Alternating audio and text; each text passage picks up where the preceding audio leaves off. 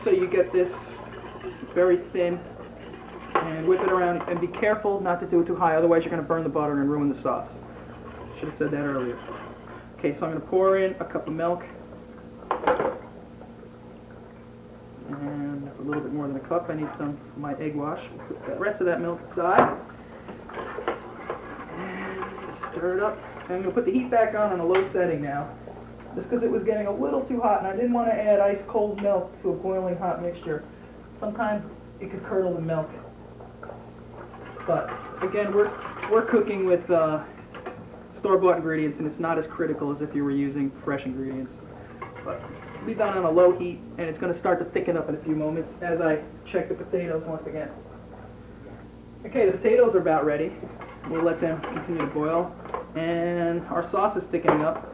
And I'm going to move the sauce over because I want to get into the cooking of the chicken on this burner.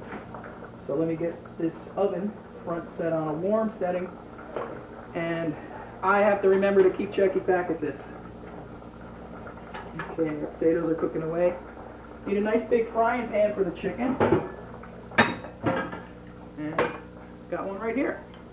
I'm going to put a little bit of cannoli oil in because the olive oil is a little strong because I have a lot of garlic and rosemary in here. So I'm going to cut that, like I said, with a little cannoli oil and put a little olive oil. I think I'm going to need a little bit more than that. You basically want to coat the bottom of the pan. Not entirely, you don't need 2 inches of oil on there. But you want to coat it so you can move it around. And it's pretty much coated. Okay, stay with me on this.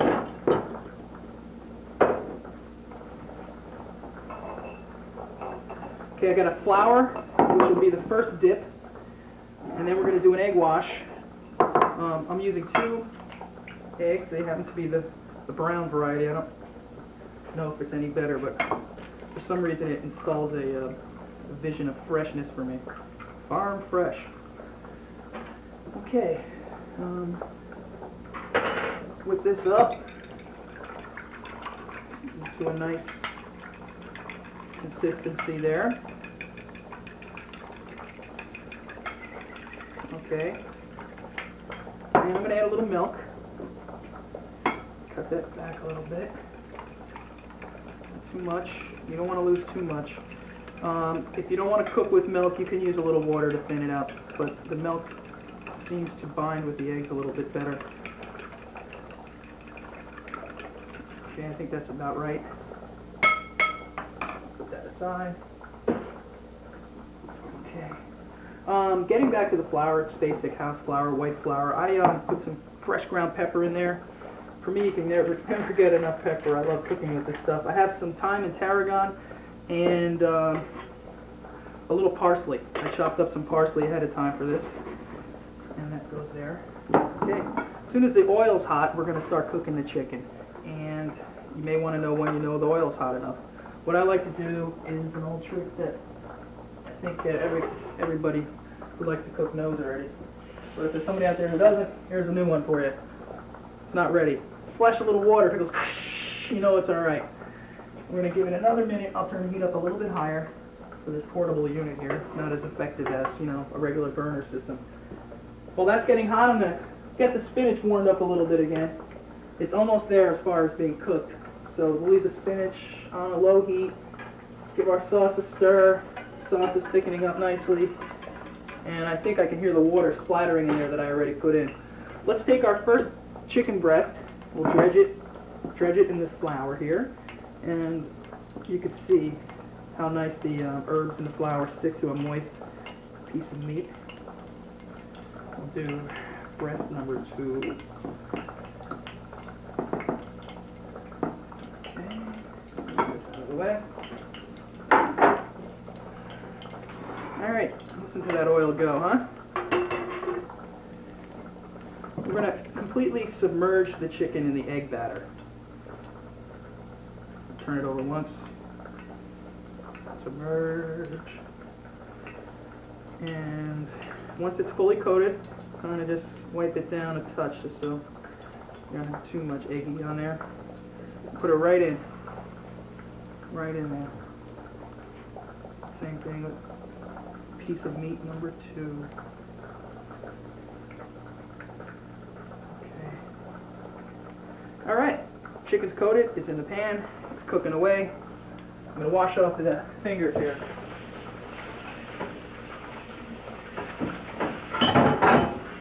If you're not cooking any more chicken, don't save the eggs. I don't know if somebody's thinking, oh, I'll make scrambled eggs. Tim talks about economizing and preparing for tomorrow. This had raw chicken in it. It's history. Goodbye. Alright, I'm also going to give this a quick wipe down because I did have the raw chicken on there. Alrighty.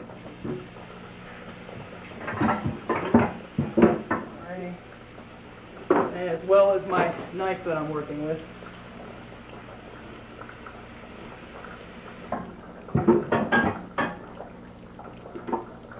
Alright, so we have our potatoes working. Our beautiful pizza's staying warm in the oven. We got the spinach cooking. And we're just about done. Check our sauce. Nice and thick. Again, it's on a really low heat, and I'm letting it thicken up on its own. I know you real chefs out there probably scream blasphemy when I make instant hollandaise sauce, but sorry guys, I don't have all the time that I would like to have. And I'll get my handy tongs. I'm going to move this oil around a little bit. Just let that continue to cook. Lift it up. You can see how it's browning nicely. That's when it's time to flip. Okay? Brown, flip. I'm going to turn the heat down a little because I got to cook this chicken breast through. And I don't want to burn the outside. So we'll put it on about a medium setting for the gas flame. And if you don't have gas, just put your burners on medium. It has the same effect. Let these babies continue to cook. I'm going to check on the potatoes. How do you know when a potato's done? Good question. How do I know when a potato's done? When I can take it out and it's soft and it looks like that. You could bite into it if you have a tongue of steel, but it's pretty damn hot. That potato is done. It's soft. You don't have to wreck a whole potato. You can just kind of smush it with your fingers to tell. Strain the potatoes. And turn your burner off. Conserve electricity. Put this aside. Alright. Listen to that chicken cooking away. I wish you could smell it. If we had smell-o-vision, you'd be at home drooling right now. Get that off of there. Tidy up our area a little bit. Okay, this dish is almost ready, so I'm going to show you how I would go about serving the pizza. Now, we're going to take these out. They're still a little hot. Voila. Get a nice big platter. I think I have one. Yeah, this one will work good. Put that there. And if you have one of those handy-dandy pizza roller things, by all means use it. I've been meaning to get one. It just doesn't seem to happen. Alright. Need a little area. And we'll just cut these into small little pieces, appetizer-sized servings. Remember, this is something you're just having before you sit down. Just a little munchie, you know?